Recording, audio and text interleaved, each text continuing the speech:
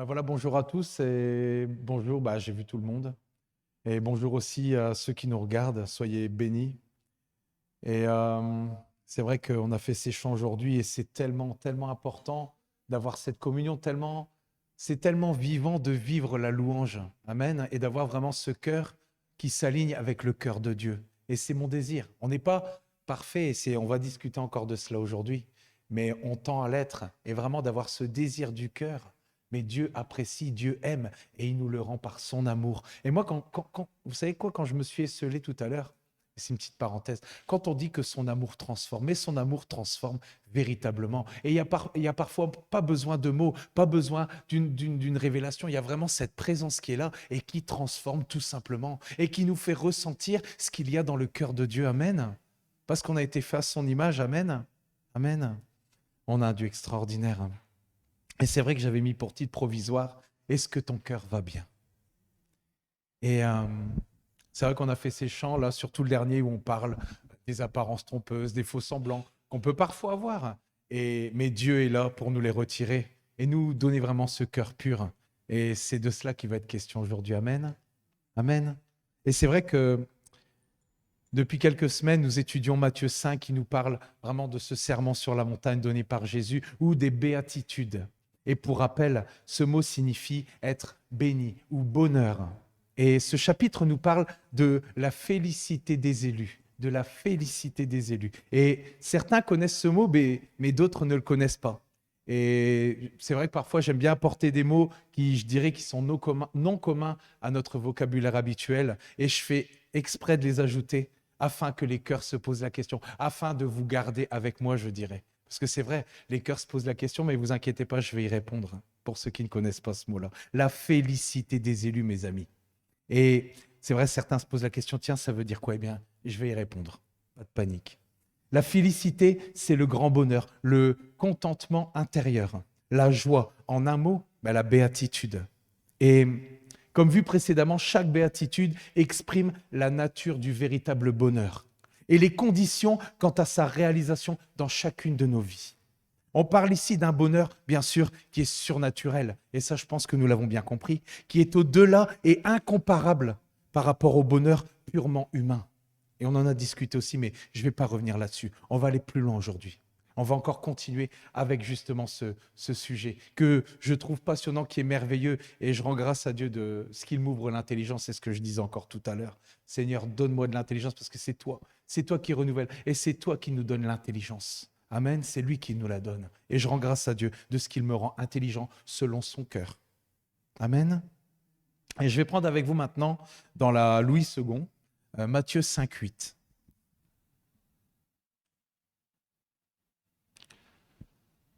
Heureux ceux qui ont le cœur pur, car ils verront Dieu.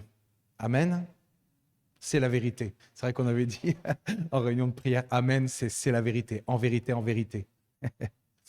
Et c'est vrai que c'est la vérité. Cette parole est l'une des plus remarquables de la parole de Dieu. C'est, je dirais, le point central chez l'homme. Le sens de ces deux mots, cœur pur, possède tellement un sens profond. Et ce que cet état de cœur engendre, implique, entraîne, dépasse tout ce que l'on peut imaginer et penser.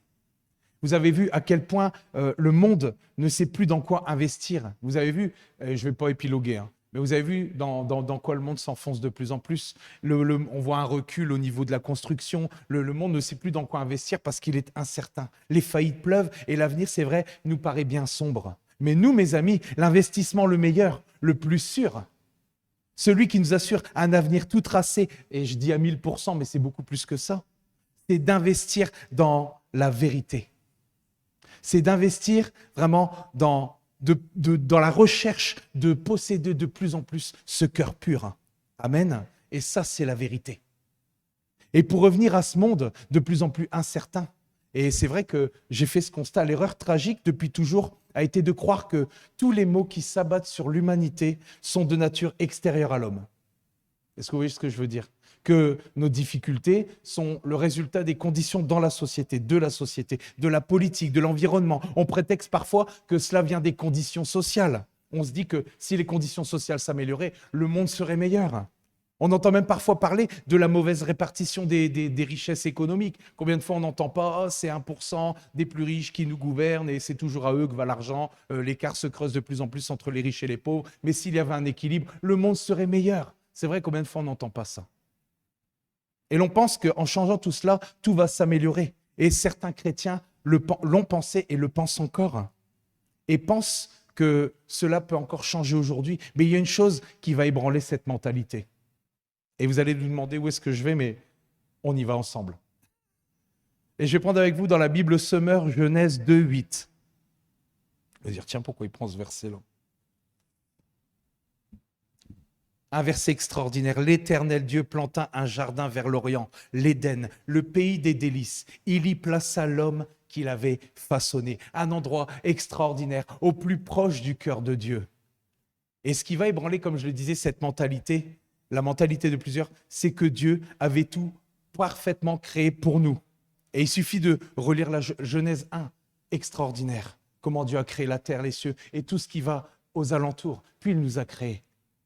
Et c'est merveilleux. Et c'est dans le jardin d'Éden, l'endroit le plus beau sur terre, où régnaient toutes les conditions optimales, qu'a eu lieu la chute.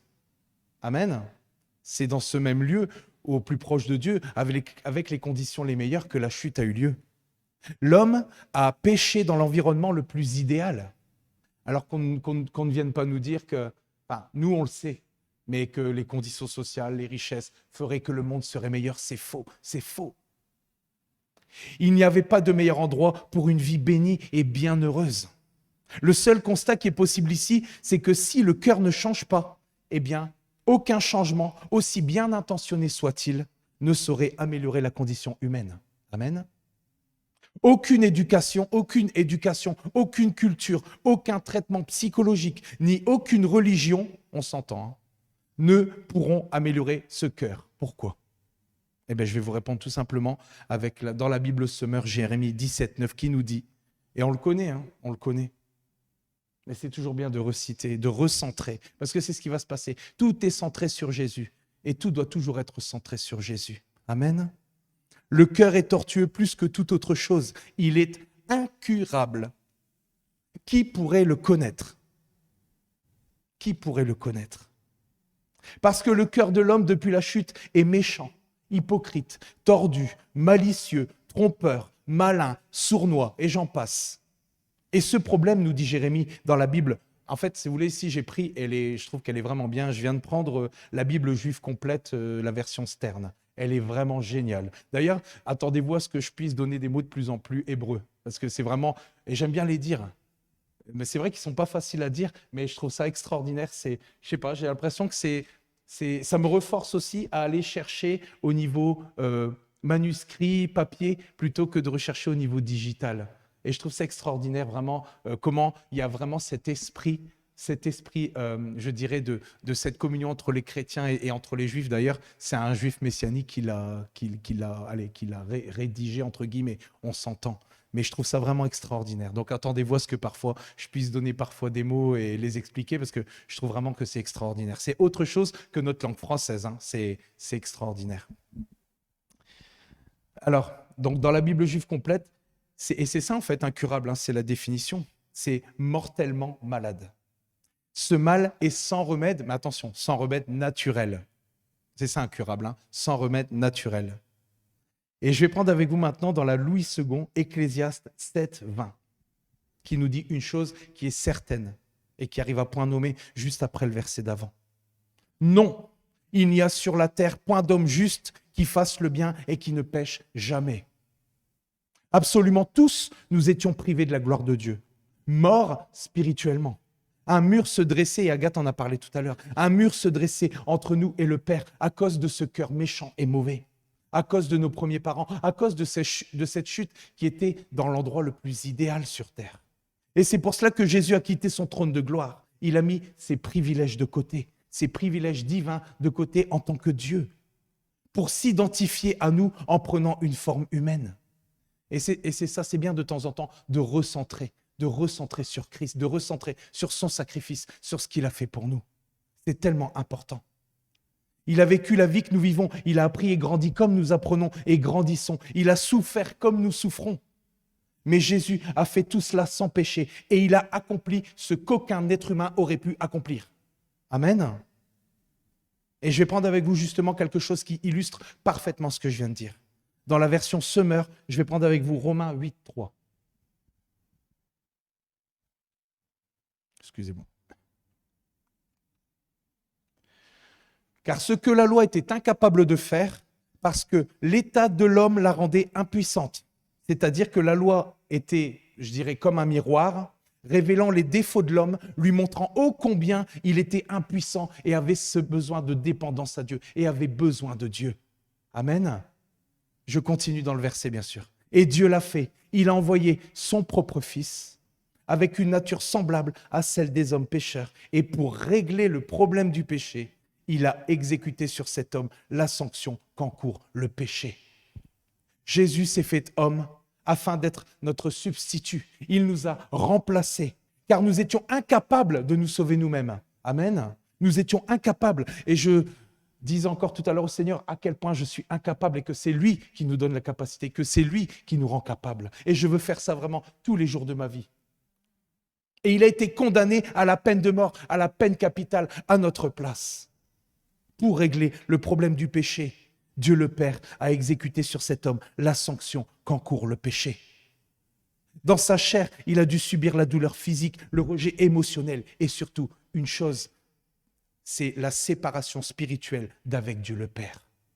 D'ailleurs, il nous est dit dans la parole de Dieu, c'est vrai, quand on le reprend, ça nous touche. On dit, Matthieu qui nous dit, Jésus s'écria d'une voix forte, il s'écria d'une voix forte, parce que je pense qu'il était atteint. Élie, Élie, lama sabachthani, c'est-à-dire, mon Dieu, pourquoi m'as-tu abandonné? Il devait porter cette condition de péché à la croix pour chacun d'entre nous. Et ça lui a coûté aussi. Mais, comme on le disait tout à l'heure, on ne doit pas rester dans les mauvaises nouvelles, parce qu'à côté de ça, il avait en vue cette joie qui lui était réservée, celle d'amener beaucoup de filles, on commence par les filles, c'est bien de temps en temps, beaucoup de filles et de fils à la gloire. Amen. Amen. Pour recevoir le don du pardon complet de Dieu, chaque personne, chaque individu doit permettre à Jésus d'être son substitut personnel. Et Paul nous dit que dès le moment où nous acceptons ce que Jésus a fait pour nous sur cette croix, nous avons été crucifiés avec Christ. Et ce n'est plus moi qui vis désormais, car nous acceptons cette vie de résurrection, nous acceptons cette vie nouvelle, de vivre cette vie nouvelle, parce que c'est ça qui est important. Et c'est Jésus qui vit en moi désormais par son esprit. Car une loi régnait en moi et elle me donnait la mort. Mais une autre loi est venue la remplacer. Et c'est la loi de l'esprit de vie qui m'a rendu libre, qui m'a affranchi de la loi du péché et de la mort, mes amis. Amen. Et c'est sous cette loi de l'esprit que nous vivons désormais. Et tout est possible. Tout est possible. Et c'est ce que disait notre ami Yves. Merci vraiment pour l'envoi de ton esprit parce qu'il est primordial, crucial, vital. Nous ne pouvons pas vivre sans. Amen. Il est une aide toujours présente. Et vous savez quoi, les chants, c'est extraordinaire. Hein, parce qu'il y en a, j'ai que le début, je les ai dans mon cœur. Et quand je les vois, je dis c'est extraordinaire. Le Saint-Esprit est une aide puissante et notre aide quand la vérité est distante. Parce que la vérité, elle ne se trouve qu'en Jésus. La vérité, elle ne peut être dévoilée et révélée que par le Saint-Esprit en nous. Amen. Extraordinaire, extraordinaire. Bon, je me suis pas égaré. Attention. Sinon, dites-le moi. Je rigole, je plaisante. Parfois, je pense, détendre l'atmosphère parce qu'après, parfois, on parle de choses qui ne sont pas faciles, mais c'est la parole de Dieu et Dieu a la solution à toute chose. Rien n'est impossible à Dieu parce que nous avons son esprit en nous. Nous sommes le temple du Saint-Esprit, nous allons le voir après. Amen. Et c'est ça. Il est le seul, parce que tout à l'heure, on parlait d'une maladie mortelle, parce que c'est incurable. Mais Jésus est le seul remède à cette maladie mortelle, parce que ce n'est pas, on ne parle pas d'une manière naturelle, on parle d'une manière spirituelle.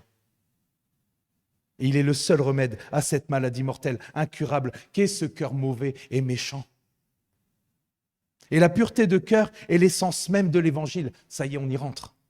Parce que le cœur est au centre de l'évangile. Dieu nous parle constamment du cœur dans sa parole. Et l'on peut dire que le cœur, bon, sans jeu de mots vraiment, mais le cœur est au cœur de l'enseignement de Jésus, opposé avec les pharisiens. qui se préoccupait de ce qui est extérieur. Et on va en parler juste après. D'où le dernier chant. La foi en Jésus concerne la condition du cœur. Et c'est ce qu'Agathe disait tout à l'heure, parce que Dieu regarde au cœur, mes amis. La compréhension du message de la bonne nouvelle a pour centre le cœur. L'intelligence ne suffit pas. On peut donner un message qui est purement intellectuel, théologique, sans que le cœur ne soit renouvelé. Et c'est ça, je pense, qui est une malédiction dans l'Église. C'est d'ailleurs, et on va en parler, c'est vrai que c'est ce que je disais tout à l'heure, vivre le message, vivre la louange et tout, c'est pas possible pour moi de feindre. Enfin, pour ma part, je ne saurais pas feindre ça. Je sais que tout à l'heure, j'étais dans la louange et j'avais vraiment ce désir de donner mon cœur tout entier encore aujourd'hui à Dieu, parce que ce n'est pas une fois, si, c'est une fois pour toutes à la conversion, mais c'est tous les jours. Tous les jours, quand il y a des choses que Dieu veut changer dans notre cœur, c'est tous les jours que ça se passe. Tous les jours, on lui donne une partie de notre cœur jusqu'à temps que notre cœur soit tout entier à lui. Amen. Tous les jours, mes amis. Et je vais prendre avec vous tout ça pour vous dire que je ne saurais pas donner des choses que je n'ai pas reçues, que je n'ai pas dans mon cœur, et que je sais que c'est dans le cœur de Dieu que je les apporte. Vous voyez ce que je veux dire, qu'il y a la vie, quand on le donne tout simplement. Et quand je dis cela, vous allez comprendre pourquoi je dis la vie dans le message. Et je vais prendre avec vous en premier, donc comme je disais, sans que le cœur ne soit renouvelé. C'est important de le souligner. Et je vais prendre avec vous dans la version Darby, Romains 12, 2 qui nous dit, et je l'ai pris déjà il y a quelques semaines, mais on ne s'en lasse pas parce que c'est quelque chose qui est un grand tournant dans notre vie. Ne vous conformez pas à ce siècle, mais soyez transformés. Et là, j'ai changé de version. Par le renouvellement de votre entendement, pour que vous discerniez quelle est la volonté de Dieu, bonne, agréable et parfaite. L'entendement, mes amis, encore un mot pour vous tenir accrochés à moi. Enfin, accrochés. Ouais, on s'entend. C'est la faculté de compréhension au sens de l'intelligence spirituelle renouvelée par le Saint-Esprit. Et il faut bien savoir une chose, c'est que le cœur englobe la raison, donc le raisonnement. On voit toujours ce tableau avec ce cercle où on voit justement toutes les attitudes avec le cœur, avec l'esprit, avec le corps. Et donc le cœur englobe la raison, donc c'est le raisonnement, la volonté et les émotions. Et donc l'être entier, la personne entière. Le cœur représente donc la source de toutes les activités, c'est un peu la tour de contrôle de nos attitudes, de nos pensées, de nos sentiments et donc de nos actes quotidiens, en actes et en paroles. Amen. Et comme je le disais, on peut donner un message purement intellectuel, théologique, sans que le cœur ne soit renouvelé. Et vous savez quoi ? Quand j'étais en train de préparer ça, j'ai une situation par rapport à un frère qui est auteur et écrivain, et ça m'est revenu à cœur. Je dis tiens, je vais chercher. Je pensais que c'était dans la marche par l'esprit, mais en fait c'était dans l'esprit de vérité. Donc, et j'ai regardé, j'ai fini par le retrouver. Et écoutez bien, c'est vraiment en corrélation avec en adéquation avec ce que j'ai dit un petit peu plus haut. N'hésitez pas, envoyez-moi des mots, il n'y a pas de problème. On est là, on est ensemble. Ouais. Comme ça, c'est moi qui m'accroche à vous. Ouais. Amen. Et qui nous dit, donc, je continue. Alors, je vais y arriver, excusez-moi. En écoutant les développements de la prédication, parce qu'en fait, c'était un ami à lui qui l'avait emmené dans cette assemblée. En écoutant les développements de la prédication, je comprenais sans peine l'enthousiasme de mon frère pour ce pasteur. Les mots étaient clairs, les mots étaient justes, les mots étaient précis. Mais d'où venait donc cet étrange malaise ? Vous avez déjà ressenti ça en regardant une prédication, en regardant un message, d'avoir ce malaise, des choses qui sont vraies, mais de ne pas être en adéquation avec ce qui est derrière. Donc cet étrange malaise qui montait en moi et s'intensifiait à chaque mot, jusqu'à ce que finalement j'ai les entrailles, jusqu'aux entrailles, c'est profond quand même, j'ai les entrailles nouées par un inexplicable tourment. Je finis par comprendre pourquoi je me sentais tiraillé. Mon intelligence adhérait à la forme biblique, à la rectitude doctrinale de la parole prêchée, mais mon âme avait en horreur l'esprit qui se manifestait au travers de ces paroles et qui les contredisait à chaque syllabe. D'autre part, d'une part, on nous engageait à un engagement total au sacrifice, et d'un autre côté, c'est comme si on m'affirmait pas de panique, Ne prenez pas ces paroles au sérieux, ce n'est qu'un sermon. Moi, je vous apporterai un message hebdomadaire et vous m'assurez sécurité et bien-être. Moi, je vous ménagerai, quant à vous, ménagez-moi aussi et nous nous entendrons à merveille. Vous voyez le malaise qu'il y a derrière justement ces messages qui sont donnés, mais d'une manière purement intelligente, théologique, je veux dire. Et il continue en disant, et c'est important, une pensée très nette vit alors le jour en moi, la vérité, et là, c'est la vérité, amen, c'est la vérité. La vérité, c'est toute la vérité et rien que la vérité. Ou bien, il ne s'agit pas de la vérité. Amen. Et c'est pour ça, tout à l'heure, j'avais cette pensée qui nous disait, c'était toujours dans le dernier chant, là, qui nous disait vraiment de recentrer Jésus, de lui apporter plus qu'un beau chant. Et c'était vraiment le fait qu'on ne peut adorer Dieu qu'en esprit et en vérité. Amen. Dieu est esprit et ceux qui l'adorent doivent l'adorer en esprit, mais on l'adore aussi en vérité. Ça veut dire que quand on vient devant Dieu, c'est avec un cœur sincère qui est prêt, vraiment prédisposé à être tout entier à lui. Amen. Waouh, merci Saint-Esprit. Et c'est exactement cela dont il s'agit quand on parle d'un cœur pur. C'est un cœur authentique. Et l'esprit de la personne qui parle, et donc le cœur qui se laisse renouveler, est en accord parfait avec les paroles qui sont prononcées. Et elles prennent vie. Sinon, c'est un mensonge. C'est ce qu'on appelle l'hypocrisie. Et cela ne reste que dans une forme extérieure. Quand je parle de forme extérieure, forcément, je vais prendre un petit exemple avec dans la Louis II 21, Matthieu 23, 26, 27. Ça y est, le mot est dit.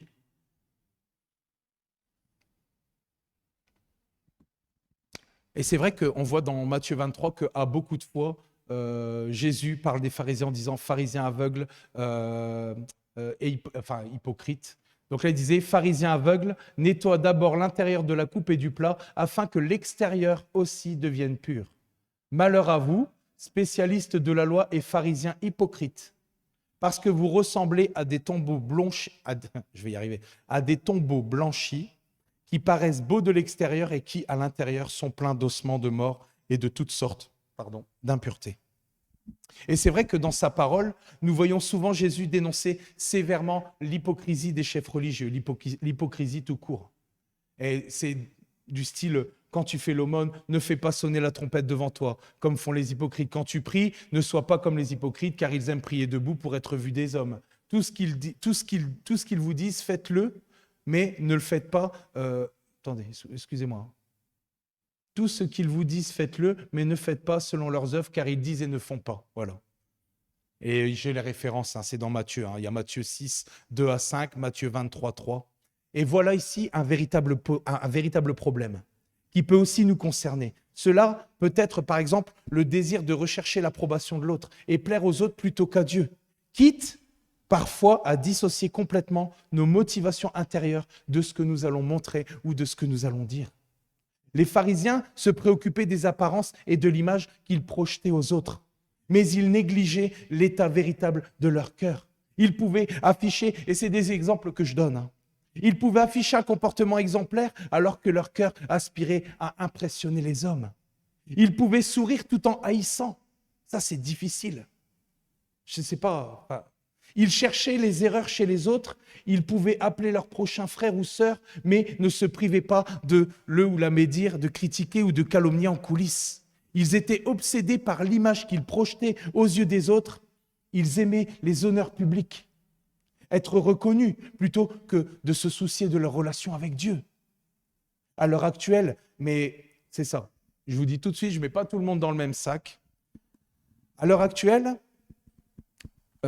les pharisiens, on dirait aujourd'hui, vivent leur vie en fonction du nombre de likes ou du nombre de vues sur Internet. Ils pensent qu'être populaire et qu'on ne mérite rien. Attention, on ne mérite rien, on le sait. Ils pensent qu'être populaire équivaut à être agréable au Seigneur. Ils mesurent l'impact de leur ministère, non pas à travers des vies transformées, mais au nombre de likes. Ces pharisiens acceptent entre guillemets, une partie de l'évangile, comme la protection du Seigneur, ou qu'il pourvoit leurs besoins personnels, du style besoins matériels, besoins financiers, etc. Ils acceptent la partie de l'évangile, comme avoir les dons, comme avoir l'onction de guérison, comme avoir l'onction pour chasser les démons, mais refusent de vivre l'autre partie de l'évangile, comme le brisement, la simplicité ou la sanctification du cœur. La sanctification du cœur. Et c'est ce que disait un homme de Dieu, je ne sais plus dans les années, c'était encore en noir et blanc, je dirais, mais il disait que beaucoup veulent faire les miracles que je fais, beaucoup veulent, veulent manifester les dons de Dieu, beaucoup veulent tout simplement partager la gloire de Dieu, entre guillemets, enfin se laisser traverser par la gloire de Dieu, mais personne ne veut payer le prix, personne ne veut porter mon sac et ma cendre.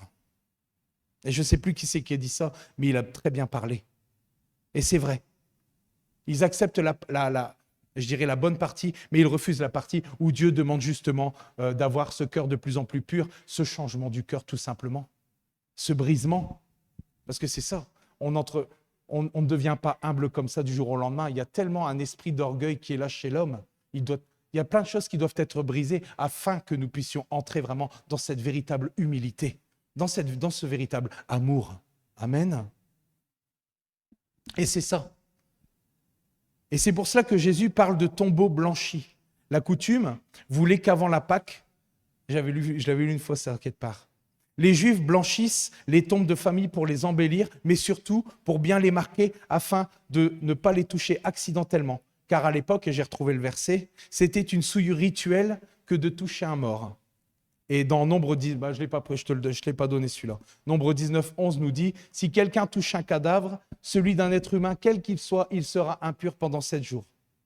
Et donc imaginez-vous Jésus qui dit ça à des chefs religieux qui sont impurs.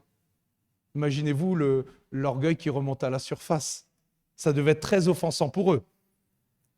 Et dans ces tombeaux justement, de par leur couleur, ils paraissaient beaux et purs de l'extérieur, avec cette peinture blanche, mais au-dedans, ils étaient pleins d'ossements de mort et de toutes sortes d'impuretés.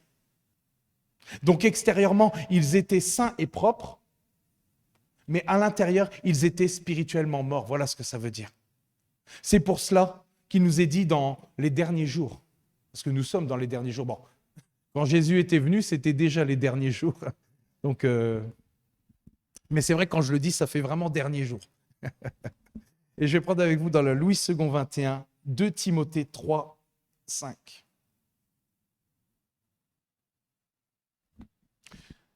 Ils auront l'apparence de la piété, mais renieront ce qui en fait la force. Éloigne-toi de ces gens-là. Et c'est vrai que je pensais à tout ce qui était contrefaçon, tout comme, et c'est vrai, quand on regarde à notre époque, tout est contrefait, tout ce qu'on peut acheter, que ce soit les vestes, les t-shirts, les sacs, vraiment, même certains objets peuvent être contrefaits, tout peut être contrefait. Et c'est vrai que tout comme la contrefaçon est présente plus que jamais dans tout ce que nous pouvons acheter, dans tous les domaines, à tous les niveaux, la contrefaçon est présente aussi parfois dans l'Église. Un chrétien peut posséder une couche, je dirais, superficielle d'authenticité de la vie en surface, mais lorsque l'on gratte un petit peu, cette vie ne sonne pas vraie. La question à se poser, et c'est cette question-là qu'il faut se poser. Je pensais que tu voulais dire quelque chose. Notre vie sonne-t-elle vraie? Que nous voyons à la maison, que nous soyons à la maison, que nous soyons au travail, ou là où personne ne nous voit ni ne nous entend à part Dieu. Quelles sont nos pensées secrètes quand nous sommes libres de penser à ce que nous voulons? C'est là, je pense que c'est l'endroit vraiment, là où on pense qu'il n'y a personne, mais Dieu est là dans ces endroits-là. Amen. Et d'ailleurs, Romains 12, 9 nous dit, ouais, c'est vrai, je ne t'ai pas donné la version. C'est pas grave. Que l'amour soit sans hypocrisie. Ayez le mal en horreur, attachez-vous au bien. Combien de fois la parole de Dieu nous dit de nous attacher au bien? Ouais, on s'attache au bien, mais ça demande quelque chose. Ça demande de se soumettre. Et ça, c'est ce qu'on va dire juste après. L'hypocrisie, est-ce que vous croyez, l'hypocrisie est tout ce que Dieu déteste et contraire à l'amour, forcément. Elle est duplicité, elle est mensonge, elle est orgueil. Elle fausse notre témoignage. Et c'est ça qui est important. C'est de faire vraiment extrêmement attention parce qu'elle peut fausser notre témoignage. Et pas seulement au sein même de l'Assemblée, elle peut éloigner les autres du Seigneur. On parlait la dernière fois que dans le monde, notre entourage, et je parlais de mon ami Gaëtan entre autres, Il y en a beaucoup, même ceux qu'on ne penserait pas, qui scrutent du regard comment nous agissons. Ben oui, comment nous parlons. Parce qu'on professe la vérité, on professe que nous sommes dans la vérité, et plus nous le faisons, plus nous attirons les regards. Parce que les gens sont curieux et ils regardent. On est scruté, on est observé, c'est ce que je disais encore la dernière fois. Et qui mieux que les gens de ce monde pour détecter les faux semblants et l'hypocrisie? Ils connaissent. Ils vivent dans ce monde-là. Ils savent reconnaître si une relation est superficielle. Et s'ils ne trouvent rien de différent en nous par rapport à ce qui se passe dehors, alors nous aurons bon témoigner, leur cœur ne se laissera pas pénétrer. Amen. Par contre, et je paraphrase, tous, j'aime bien ce verset, tous reconnaîtront que vous êtes mes disciples, que vous êtes mes enfants, que vous êtes mes filles et mes fils, à l'amour que vous avez les uns pour les autres et à l'amour que vous avez pour votre prochain. Amen. Ça, pour moi, ça résume tout. C'est vraiment un des plus, je ne vais pas dire beau, c'est vraiment un verset qui a vraiment du sens. Essentiel, vital, primordial. C'est vrai. Tous reconnaîtront que vous êtes mes disciples à l'amour que vous avez les uns pour les autres. Je resitue le verset quand même. Mais la vérité doit être gravée de plus en plus sur cette table de chair qu'est notre cœur. Et c'est ce que Dieu désire. C'est ce que Dieu désire plus que tout. Et je vais prendre avec vous un verset qui va confirmer dans la Louis II 21, dans le psaume 51, 8. Je vais essayer de reprendre ma respiration entre deux parce que je m'emballe trop parfois. Ouais, pardon. Ouais, c'est vrai.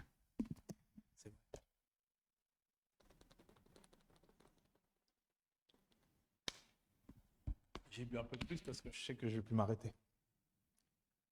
J'ai prévu le coup, j'ai fait des réserves. Donc voilà, c'est ça. Louis II 21, psaume 51, 8. Mais tu veux que la vérité soit au fond du cœur. Fais-moi connaître la sagesse dans le secret de mon être. Il y a des versets tellement profonds, mes amis. La plus grande joie du Seigneur, c'est de voir, et je reprends Jean, prophète de l'amour, la plus grande joie du Seigneur, c'est de voir que ses enfants marchent dans la vérité et dans l'amour. Des fils et des filles qui possèdent la vérité au fond du cœur. Mais cela ne peut pas se faire sans l'amour. Quand le Seigneur dit « ils auront l'apparence de la piété, mais renieront ceux qui ont fait la force », c'est quoi? Cette force, cette puissance qui accompagne cette piété ne se manifeste que par le Saint-Esprit et aboutit à la transformation de nos vies. Amen. C'est cette loi de l'esprit de vie qui agit et qui nous habite parce que, c'est ce que je disais tout à l'heure, nous sommes le temple du Saint-Esprit. Et il nous permet de porter tout le fruit découlant du véritable amour, et je ne veux pas me lasser de les citer, comme une habitude, comme la joie, comme la paix, la douceur, la patience, la bonté, la fidélité, la maîtrise de soi. Quel fruit extraordinaire! Voilà les attributs divins de Dieu, les attributs divins. Ce sont là les véritables attributs aussi que doit posséder un enfant de Dieu. De ceux qui lui appartiennent, et c'est ce que je disais tout à l'heure, de ceux qui lui appartiennent en partie. Non, de ceux qui lui appartiennent entièrement, complètement. Et vous savez quoi, j'ai juste repris cette méditation d'un, je ne sais pas comment, je ne le connais pas, c'est Dietrich Bonhoeffer, à mon avis, c'est un, je ne sais pas, quelqu'un qui a dit « Qui a le cœur pur ?» C'est une question. Celui-là seul qui a totalement abandonné son cœur à Jésus afin qu'il y règne sans partage. Celui qui ne souille pas son cœur, et c'est ça qui est intéressant aussi, celui qui ne souille pas son cœur ni avec le mal qu'il commet, ni non plus avec le bien qu'il accomplit. Le cœur pur est le cœur simple de l'enfant. Et c'est pour ça que la parole de Dieu, c'est vrai, nous dit que si on ne redevient pas comme des enfants, on n'entre pas dans le royaume de Dieu. Le cœur, c'est ça, le cœur d'Adam avant la chute, le cœur dans lequel ce n'est pas la conscience, mais la volonté de Dieu qui y règne. Et c'est pour ça que nous devons demander ce renouvellement de la pensée, ce renouvellement de notre entendement, ce renouvellement de l'esprit, afin de discerner quelle est la volonté de Dieu, parce que c'est ce qui est bon, agréable et parfait. Amen. Donc, heureux ceux dont le cœur est pur. Nous parle de ceux dont le cœur est entièrement consacré à Dieu. Ce qui compte pour lui, c'est l'intérieur. Il n'est ni impressionné par le charisme que l'on pense avoir, ou par notre intelligence, ou notre force, ou notre taille. Et vous savez à quoi je pense? Parce que c'est vrai que pendant que Samuel était préoccupé, il s'occupait à s'imaginer avec ses yeux naturels qui Dieu allait choisir comme roi. Mais Dieu lui a dit, il lui a dit dans 1 Samuel 16, 7, je vais le prendre quand même, même si on le connaît. Mais c'est vrai que nos yeux naturels, parfois, ils se trompent.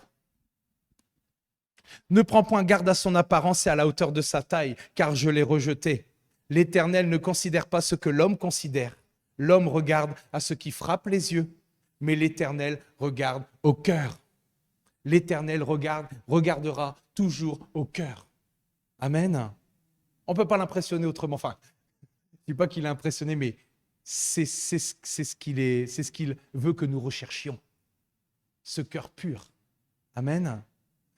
Et vous savez quoi? C'est drôle, hein? Enfin, c'est drôle. Au moment où j'étais en train d'écrire, je tapais le verset. Et au moment d'écrire ces lignes, d'ailleurs, je me parle, ça fait drôle quand on se parle au présent et que je me réimagine la scène.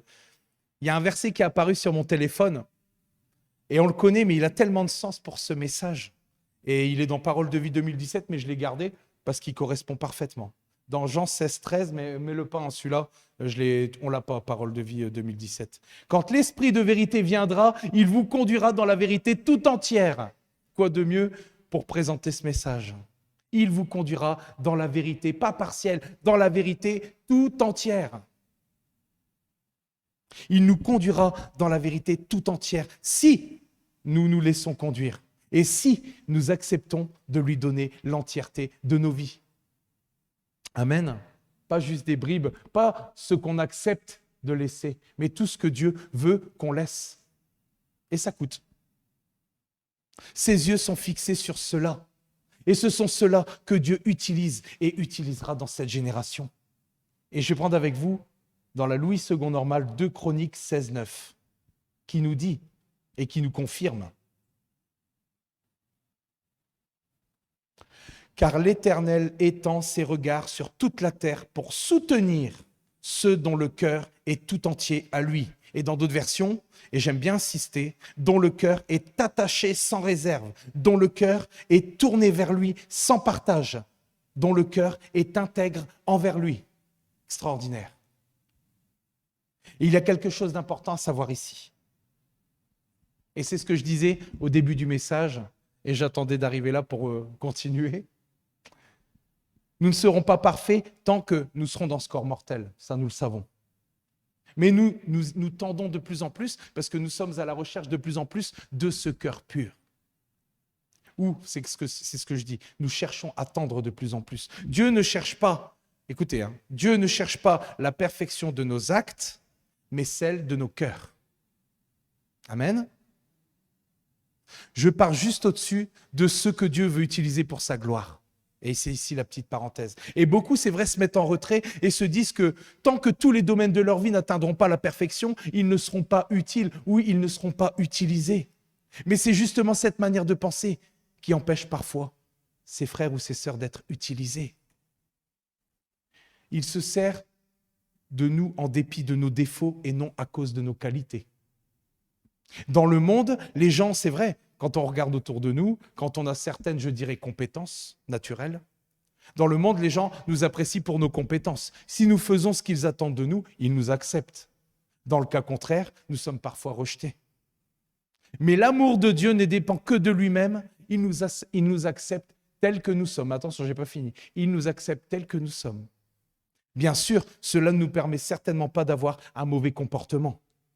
Et ne pas désirer être saint dans toute notre conduite, parce que c'est là, justement, ça ne doit pas nous empêcher de désirer d'être saint dans toute notre conduite, et c'est la parole de Dieu qui nous le dit. Mais elle ne dépend que de Dieu lui-même. Il nous accepte tels que nous sommes, mais ce n'est pas un motif ou un prétexte pour faire le mal. Parce que sinon, ça s'appelle l'abus de la grâce. Amen. Mais il nous accepte, et il ne faut pas... C'est Dieu, Dieu nous aime à un point que nous ne pouvons pas nous imaginer. C'est au-delà de toute notre pensée, au-delà de l'entendement. C'est un mystère. Et c'est vrai qu'on se dit parfois, Seigneur, comment ça se fait que tu nous aimes comme ça? Amen. Et c'est ça. La parole, c'est la parole de Dieu qui le dit, d'être saint dans toute notre conduite. Mais une personne ayant un cœur juste devant Dieu cherchera toujours et sincèrement à lui plaire en toute situation. C'est là où je voulais en venir. Bien que nous sachions que Dieu ne nous rejettera jamais à cause de nos faiblesses ou de nos erreurs, et Dieu désire nous aimer et nous aider. C'est ça, nous aimer et nous aider lorsque nous sommes faibles. Et c'est là où je voulais en venir par rapport au Saint-Esprit. Et c'est ça qu'il disait, cette aide qui est là quand la vérité est distante, c'est le Saint-Esprit, mes amis. Amen. C'est lui qui va nous faire entrer dans la vérité tout entière, de tout notre être. Amen. Être vrai, être authentique. Et je pense que ça, on en parlera jusqu'au bout, parce que c'est l'Esprit de vérité qui est venu. Et ce que nous avons à faire, c'est simplement se laisser aimer par Dieu et en retour, lui donner notre amour et un cœur pur, notre amour et notre cœur. Parce que, Seigneur, je te donne tout. Mon cœur ne m'appartient plus, il t'appartient, Seigneur Jésus. Et je veux que tu le rendes pur. Amen. Et je reprends avec vous, dans la version Louis II, Matthieu 5,8 qui nous dit, sans surprise, excusez-moi, heureux ceux qui ont leur cœur pur, car ils verront Dieu. Nous verrons Dieu. Et c'est bien parce que je pense que c'est bien aussi de terminer entre guillemets sur cette note-là. Heureux ceux qui ont leur cœur pur, car ils verront Dieu. Nous verrons Dieu. Moïse, c'est vrai, il a déjà eu la chance de voir Dieu, mais de dos. Et c'est vrai que Exode, ne le mets pas, mais Exode 33, 23 nous dit « Puis je retirai ma main et tu me verras de dos, mais personne ne peut voir ma face. » Et Dieu lui dit juste avant que personne ne pouvait le voir face à face. Normal, on ne peut pas voir Dieu dans la condition physique dans laquelle on est. Mais il a une face et pourtant, il nous est dit que Dieu est esprit. Donc, on dit qu'il a une face. Et en fait, je vais prendre avec vous, je vais stopper le suspense, je vais prendre avec vous la Louis II 21, Jean 14, 9 qui nous dit Jésus lui dit, il y a si longtemps que je suis avec vous et tu ne me connais pas, Philippe. Celui qui m'a vu a vu le Père. Comment peux-tu dire, montre-nous le Père? Jésus est l'image visible du Dieu invisible. Et en voyant Jésus, nous verrons Dieu. Après, attention, après voir Dieu, ça reste un mystère dont la profondeur dépasse notre pensée et notre intelligence limitée parce que nous sommes extrêmement limités. Je suis extrêmement limité. Amen. Mais en attendant, continuons à nous attacher à cette promesse dans 1 Jean 3, 2 dans la version Darby qui nous dit « Bien-aimés, nous sommes maintenant enfants de Dieu et ce que nous serons n'a pas encore été manifesté. Nous savons que quand il sera manifesté, nous lui serons semblables car nous le verrons comme il est ou nous le verrons tel qu'il est. » Ce bonheur est si grand qu'au verset d'après, il nous est dit, tu peux mettre, mais dans la version Louis II, 1 Jean 3, 3. Toute personne qui possède cette espérance en lui se purifie comme lui-même est pur. Voici donc le sens complet de cette 6e béatitude. Se purifier, c'est-à-dire avoir le cœur pur, à cause de cette espérance merveilleuse quant à notre transformation à l'image de Jésus. Et bien sûr, de notre face-à-face avec lui. Et c'est ça, c'est notre espérance, mes amis.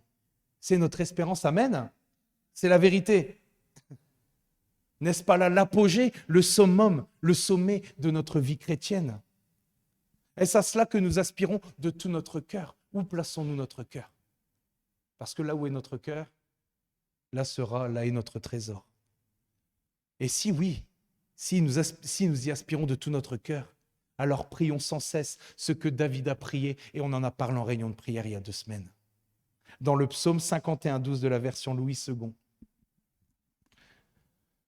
Ô Dieu, crée en moi un cœur pur, renouvelle en moi un esprit bien disposé. Et je pense qu'on peut le prier souvent ça. Oh Seigneur, crée en moi un cœur pur, renouvelle en moi un esprit bien disposé. Amen. Et c'est où je voulais en venir. Dieu seul peut, par son esprit en nous, purifier notre cœur. Mais cela ne veut pas dire, et c'est ça, qui est important, que j'ai pu expérimenter aussi dans le passé et que j'expérimente encore. Mais cela ne veut certainement pas dire que nous sommes passifs, attendant que Dieu nous libère, comme d'un coup de baguette magique. Et pendant ce temps-là, on continue. Vous voyez ce que je veux dire? Donc on se dit, Dieu va nous libérer, et on se dit, voilà, on en parle à Dieu, mais sans pour autant prendre position, sans pour autant... Alors qu'il y a quand même quelque chose à faire de notre côté. Amen. Donc on ne doit pas rester passif. On sait qu'il y a quelque chose qui ne va pas, mais on reste passif en attendant que Dieu nous libère. Et je vais prendre avec vous, dans la version Osterwald, Jacques 4,8, qui vraiment exprime la pensée que je viens de vous dire. Approchez-vous de Dieu, et il s'approchera de vous. Pécheurs, nettoyez vos mains, et vous qui avez le cœur partagé, purifiez vos cœurs. C'est simple, ça a l'air... Après, c'est vrai que ça a l'air d'être simple comme ça. Après, il faut le mettre en pratique. Et je reviens à ce que je disais il y a quelques semaines. Cela demande un effort de départ, un premier pas de notre part. Approchons-nous, cherchons à faire le premier pas, faisons notre part et Dieu fera le reste. Prenons position et Dieu fera le reste. Amen. Dieu, son but, c'est de nous libérer. Et il nous a donné son esprit justement pour le faire, parce que par nos propres forces, ce n'est pas possible. Mais il y a une condition de départ, parce que Dieu nous a donné la souveraineté de choisir. Il nous a permis de choisir déjà depuis le jardin d'Éden. Ça n'a pas réussi dans le jardin, mais ça peut réussir aujourd'hui. Amen. Amen. Et Dieu fera le reste. Et il le fera. Et il le fera encore. Et je vais prendre avec vous dans la version Summer, Romains 8, 13. Car si vous vivez à la manière de l'homme livré à lui-même, vous allez mourir. Mais si, par l'Esprit, vous faites mourir les actes mauvais que vous accomplissez dans votre corps, vous vivrez. Il nous est demandé de faire mourir les mauvaises tendances de notre corps. Et c'est par l'Esprit seul, par l'Esprit de vérité qui nous conduit dans la vérité tout entière, qui nous conduira dans la vérité tout entière jusqu'à la fin de notre vie, si nous lui sommes soumis. C'est lui qui désire conduire notre cœur dans la vérité tout entière. Je ne sais pas si je l'ai déjà dit. Amen. Nous, c'est vrai, nous sommes des créatures qui sont, je dirais, éphémères ici-bas. Nous allons éternellement voir Dieu dans sa gloire. Est-ce que cela ne vaut-il pas tous les sacrifices? En plus d'être utilisé dans cette génération pour en arracher plusieurs de l'enfer, parce que c'est le but. C'est ce que disait Agathe tout à l'heure. Car Jésus est aussi mort pour eux, mes amis. Recherchons ce cœur pur constamment, tous les jours. Recherchons la vérité dans toute notre conduite. Recherchons constamment cet amour que le Saint-Esprit seul peut déverser dans nos cœurs. Ne faisons pas semblant d'être ce que nous ne sommes pas. Demandons au Saint-Esprit qui nous aide à être vrais dans nos actes, à être vrais dans nos paroles, à être vrais tout simplement dans nos cœurs. Amen. C'est ce que je voulais vous apporter aujourd'hui. On a un Dieu qui est extraordinaire. Et je rends grâce encore vraiment d'être aussi patient avec moi. Mais Seigneur, je veux encore te dire aujourd'hui que je veux encore changer, Seigneur Jésus. Je veux vraiment avoir ce cœur pur, Seigneur Jésus. Amen. Je vous souhaite vraiment un bon dimanche. Soyez tous bénis et à demain pour la réunion de prière. Amen.